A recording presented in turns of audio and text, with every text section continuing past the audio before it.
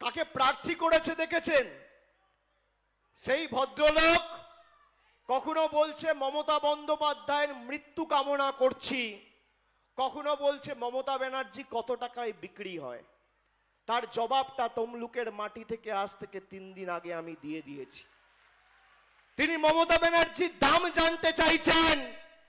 যে মহিলা বাংলার 2,12,00,000 মায়েদের, বোনেদের, বৌদিদের, দিদিদের, নারী শক্তি মাতৃমণ্ডলীকে লক্ষ্মীর ভান্ডার দিয়েছে, 3 কোটি বোনেদের কন্যাশ্রীতে সমৃদ্ধ করেছে, যে মহিলা প্রায় 18 লক্ষ বোনেদের 4,500 কোটি টাকা করে রূপশ্রী দিয়ে তাদের বিয়ের ব্যবস্থা করেছে, বিজেপির তমলুকের প্রার্থী তার দাম জিজ্ঞেস করছে। ছবিটা দেখিয়েছিলাম, দেখেছেন?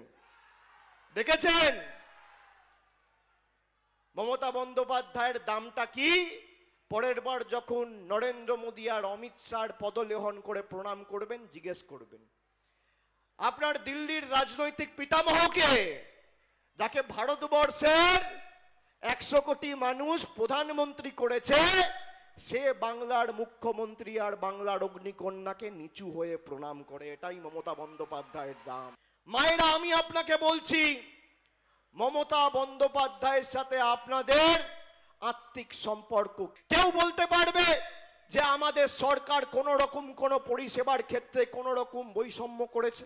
বলতে পারবেন না।